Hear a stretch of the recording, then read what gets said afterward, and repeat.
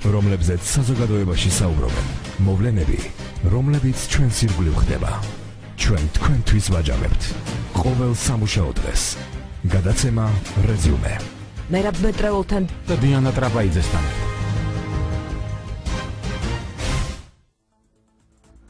თქვენ უსმენთ და უყურებთ რეზიუმეს, მე ვარ ჟურნალისტი დიანა ტრაპაიძე.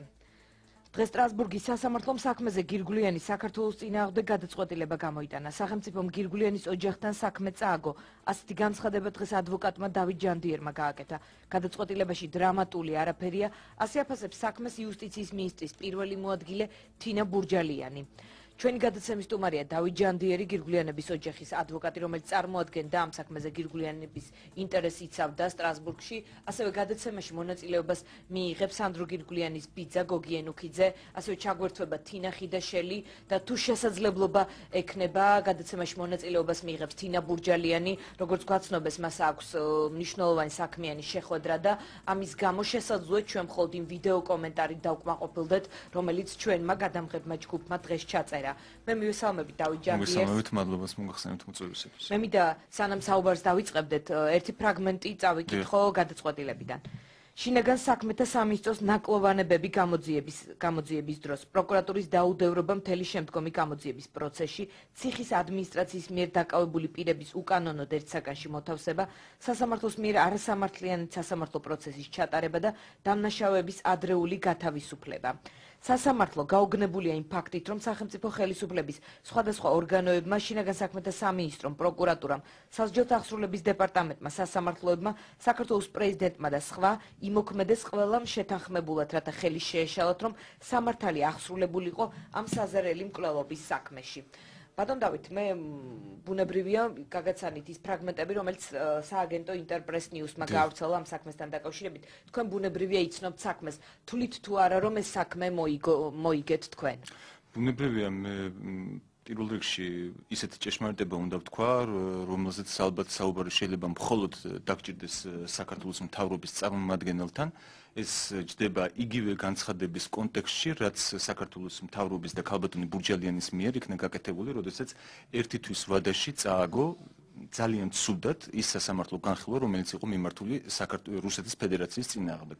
მე ძალიან ვწუხარ, რამდენჯერმე მქონდა შესაძლებლობა მეთქვა ქალბატონი ბურჯალიანის გამოსვლასთან დაკავშირებით, მაგრამ ყოველთვის შემოვიფარგლებოდი იმის თქმით, რომ ფაქტობრივი გარემოებების გაყალბებას ჰქონდა ამ ქალბატონისგან მთელი ამ პროცედურის განმავლობაში ადგილი. სტრასბურგში ქალბატონი ბურჯალიანი ახდენდა. დიახ, რა თქმა უნდა, ეს იყო მიმართული შოუზე თავიდან ბოლომდე და ძალიან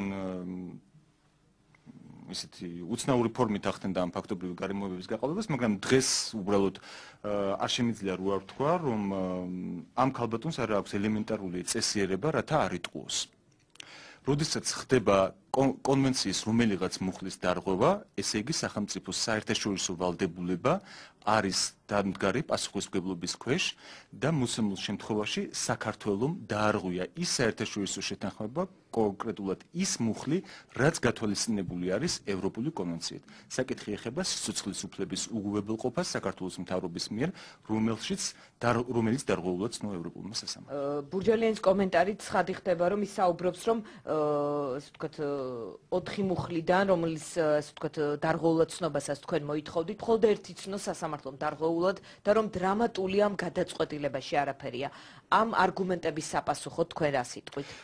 გამოდის ძალიან ხშირად ვეჩეხებით იგივე სურათს, რომ დაცვის მხარე აცხადებს, რომ ხართ კმაყოფილები, ხოლო სახელმწიფო, რომელმაც უნდა გადაიხადოს 50,000 евро, სახელმწიფოს წარმომადგენლებიც აცხადებენ, რომ დრამატული ამ გადაწყვეტილებაში არაფერია და რომ პრინციპში ისინიც კმაყოფილები არიან ამ გადაწყვეტილებით და რა უნდა გაიგოს ჩვენმა მსმენელმა და მაყურებელმა. მე მათ ვთხოვ იაქტიურონ, დაგვირეკონ, მოგწერონ შეკითხვები, რათა უფრო მეტი გავიგოთ ამ საქმის შესახებ. მე სწორედ ამიტომ ვთქვი თავდაპირველად, რომ ესეთი ტიპის კომენტარი შეიძლება დაგჭირდეს მხოლოდ საქართველოს მთავრობის მაგვარ წარმომადგენელს. წარმომადგენლებთან. ეხლა პირველ რიგში აქ არ იყო 4 მუხლის დარღვევაზე საუბარი, აქ იყო საუბარი 5 მუხლის დარღვევაზე. ეს არის მეორე მუხლის სიცოცხლის უფლება, მესამე მუხლი წამება, მეექვსე მუხლი სამართლიანი სასამართლოს უფლება, მე-13 მუხლი გასაჩივრების ეფექტური საშუალება და 38 მუხლი, რომელიც ითვალისწინებს საქართველოს ვალდებულებას ითანამშრომლოს ევროსასამართლოს ორგანოებთან. ხა დრამატული არის თუ არ არის, ამაზე პირდაპირ დასკვნას გვაძლევს ის დარღვევები, რომლებიც არის შესაბამისად მიჩნეული ევროპული სასამართლოს მიერ და ის ვორდინგი, ანუ ის სიტყვები, რაც იქნა გამოყენებული ევროპული სასამართლოს მიერ კვალიფიკაციისათვის ამ დანაშაულის.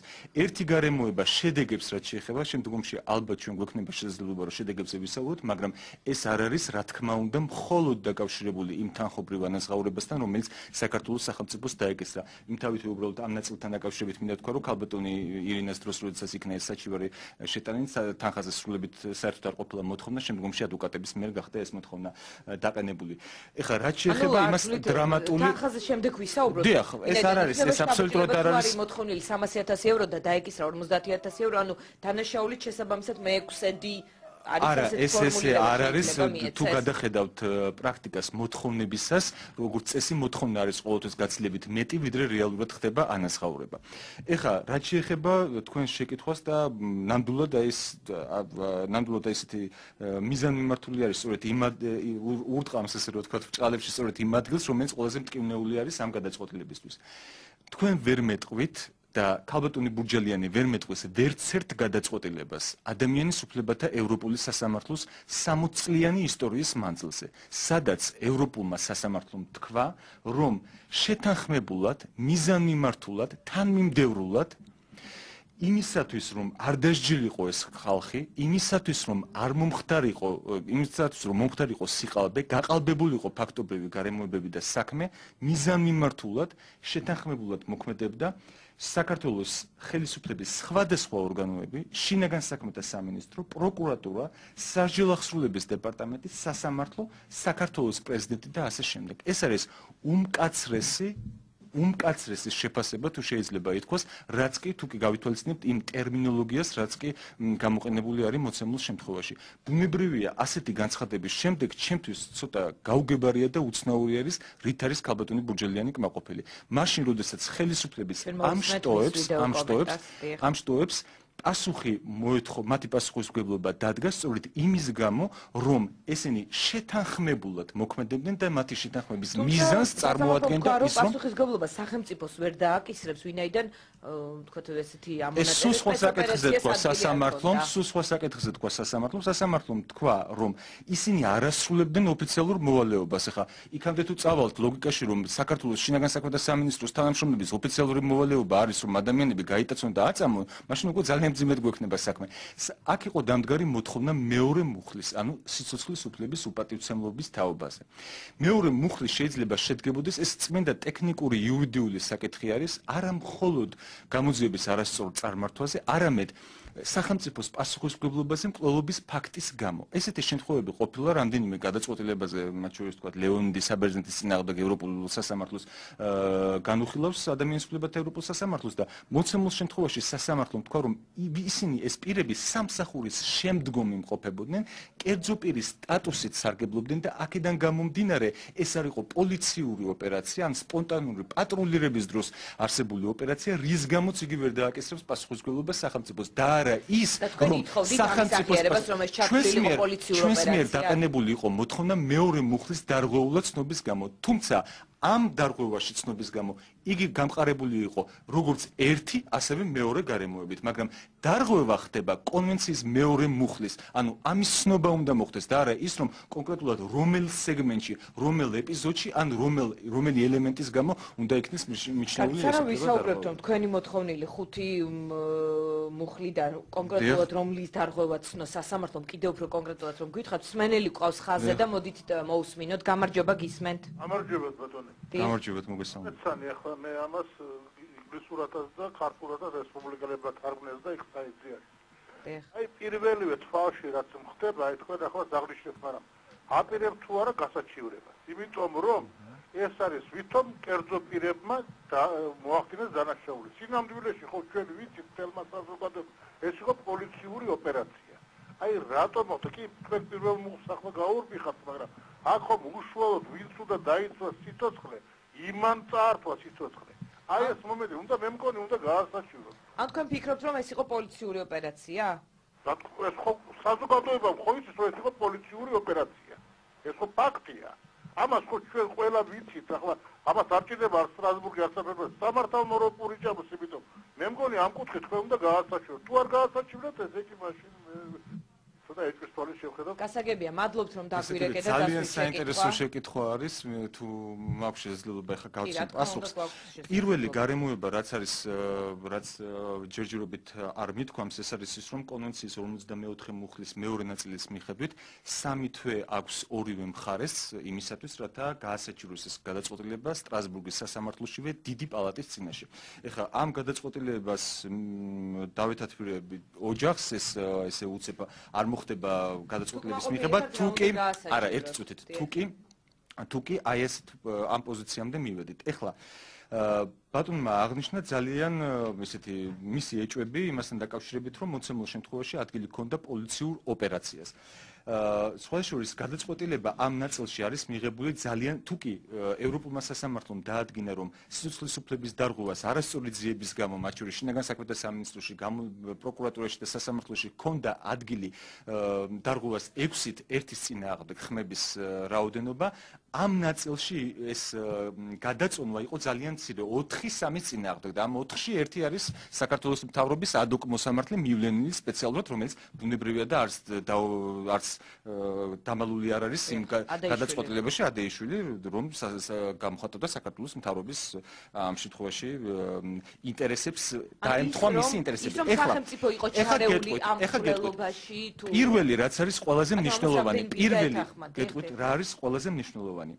როდესაც ადამიანის უფლებათა ევროპულმა სასამართლომ თქვა, რომ ოფიციალურ მოვალეობებს არ ასრულებდნენ, კონკრეტულად თქვა იმ 4 დამნაშავეზე, რომელმაც ჩაიდინა ეს დანაშაული. პირველი ეს არის ყველაზე მნიშვნელოვანი, რომ ეს არ ეხება შარდენის სუფრის წევრებს. ანუ სახელმწიფოს პასუხისმგებლობა იმის გამო, რომ არ განისაზღვრა ამ პოლიციელების გამო იმ ნაწილში, რომ ისინი კერძო პირებს წარმოადგენდნენ, ეფუძნებოდა მხოლოდ ამ 4 პირს და არავითარ შემთხვევაში იმ პირებს და ეს კონკრეტულად არის მითითებული გადაწყვეტილებაში დაზუსტებული. იმ პირებს ეს გეტყვით ეხლა და არავითარ შემთხვევაში არ იყო ამასთან დაკავშირებული. დიახ, ეხლა რაც შეეხება განსხვავებულ აზრს, 3 მოსამართლე იყო, რომელთაც მიიჩნიეს და სხვა შორის სასამართლოს გადაწყვეტილება ამ ნაწილში საუბრობს, რომ ოფიციალურ მოვალეობებს არ ასრულებდნენ და არა ის, რომ მათ მიერ არ ყოფილა გამოყენებული სახელმწიფოს მატერიალური და ადამიანური რესურსები. მხედველობაში მაქვს ის გარემოება, რომ მანქანა, ავტომობილი, იარაღი, ტაბელური იარაღი, მათ შორის ერთ-ერთი ავტომობილი ეს იყო მოპარული სისხლის სამართლის საქმეზე ყადაღადადებული ავტომობილი, პროფესიული ურთიერთობები, იმიტომ რომ ბატონი გერუნტიელანია გახდათ ამ საქმეზე სხვა დამნაშავეების იერარქიულად მდგომი პირი. ანუ ამისთვის ხაზი არ გაუსვამს ევროპულ სასამართლოს ასეთ მსჯელობაში არ შევიდა, შემოიფარგლა მხოლოდ იმით, რომ ისინი არ ასრულებდნენ ოფიციალურ მოვალეობას, მაგრამ ყველაზე მნიშვნელოვანი და ყველაზე მთავარი რაც არის ამ გადაწყვეტილებაში არის სწორედ ის, რაც არის საქართველოს პასუხისმგებლობის საგანი, რომ სიცოცხლის უფლება არ იყო უზრუნველყოფილი, გამოძიება, რომელიც იქნა ჩატარებული, არასახავდა, არ იყო დამოუკიდებელი და მიუკერძოებელი, გამოძიება შინაგან საქმეთა სამინისტროს მიერ წარმოებული არ აკმაყოფილებდა ევროპულ სტანდარტებს, ასევე არ აკმაყოფილებდა ევროპულ სტანდარტებს, გამოძიება, რომელიც აწარმოა საქართველოს იუსტიციის სამინისტრომ და პროკურატურამ და არც ის გამოძიება, რომელიც აწარმოა საქართველოს სასამართლოებმა. ეხლა რაც შეეხება ერთი საკითხი, რომელიც უკავშირდება თუ რამდენი მუხლის დარღვევა იქნა ცნობილი, ამაზე უბრალოდ ერთი წინადადები თუ შემდგომში თქვენ გიქნებათ შემიძლია განმორცო, გითხრათ რომ რაც შეეხება მესამე მუხლს, მე-6 მუხლს და მე-13 მუხლს, სასამართლომ აღნიშნა, რომ აღნიშნული საკითხები არის იმდენად ახლო კავშირში მეორე მუხლთან, ანუ სიცოცხლის უფლების უპატივცემლობასთან, რომ ცალკე არ განიხილავს ამ საკითხებს და რომ ამ საკითხებზე პასუხი უნდა ვნახოთ მეორე მუხლში, ანუ იქ სადაც მსჯელობს მეორე მუხლზე, ანუ სიცოცხლის უფლების უპატივცემლობას. რომ სიცოცხლის უფლების უგულებელყოფას ჰქონდა ადგილი საქართველოს სახელმწიფოს მიერ. კი. გასაგებია. გაასაჩივრებთ თუ არა, მოითხოვთ თუ არა საქმის ხელახალ გამოძიებას. იყო ჩვენი მსმენელის მხრიდან დასმული შეკითხვა, ბუნებრივია, ჩვენც გვაქვს იგივე შეკითხვა თქვენ მისამართით. ეხლა პირველი გარემოება საქართველოს იუსტიციის სამინისტრო დღეს მთელი დღე ავრცელებს დემაგოგიურ ინფორმაციას ნამდვილად და ინფორმაციას, რომელიც არ შეესაბამება სინამდვილეს, თითქოს ჩვენს მიერ იყო დაყენებული მოთხოვნა საქმის წინასწარ გამოძიებაში დაბრუნების შესახებ.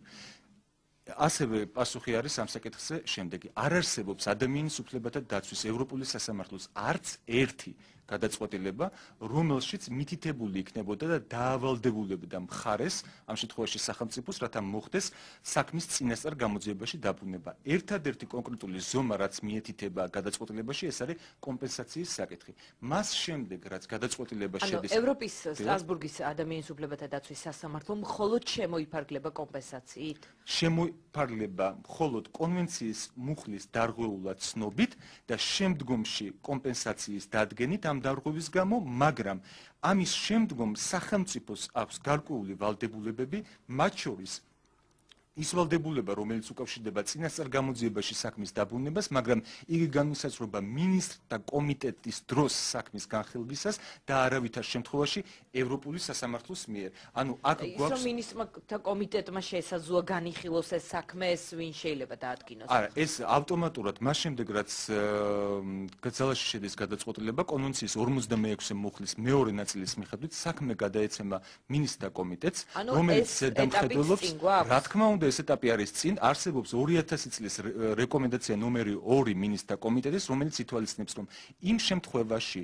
როდესაც ადგილი აქვს კონვენციის ან მისი შესაბამისი მუხლის დარღვევას, უნდა მოხდეს საქმის ხელახალი ძიება. სწორედ ამით არის განპირობებული ის, რომ ადამიანის უფლებათა ევროპული სასამართლო არ უთითებს, რომ კონკრეტულად უნდა მოხდეს რაღაც ღონისძიების გამოყენება. ანუ შესაძლოა იყოს ასეთი ტიპის მითითება შემდგომი ინსტანციის. შესაძლოა კი არა, აუცილებლად იქნება ეს მითითება, იმიტომ რომ ევროპულ სასამართლოს არაერთ გადაწყვეტილებაში უთქვამს და მათ შორის სკოზარი და გიუნტა იტალიის წინააღმდეგ, რომ ის ზომები, რომლებიც შემდგომში მინისტრთა კომიტეტის ზედამხედველობის ქვეშ უნდა მიიღოს სახელმწიფომ, უნდა შეესაბამებოდეს იმ დასკვნებს, რომლებიც გამოიტანა სასამართლომ. რა დასკვნები გამოიტანა სასამართლომ, ეს არის ყველაზე საინტერესო. სასამართლომ გამოიტანა დასკვნები მის თაობაზე, რომ ეს პირები პრეზიდენტის მიერ უკანონოდ იქნა შეწყალებული, შესაბამისად ეს პირები უნდა შეაბრუნონ უკან საქართველოს მთავრობამ, რა თქმა უნდა. უნდა შეაბრუნოს. რა თქმა უნდა შეაბრუნოს უკან. მინდა ციტატა, მაღალ ჩინოსნების მიერ ამგვარი მკვლელობა საჭიროებს განსაკუთრებულ სიმკაცრეს, რათა საჯარო მოხელეებს სახელმწიფომ არ დაუმკვიდროს დაუსჯელობის სინდრომი. დიახ, სწორედ ეს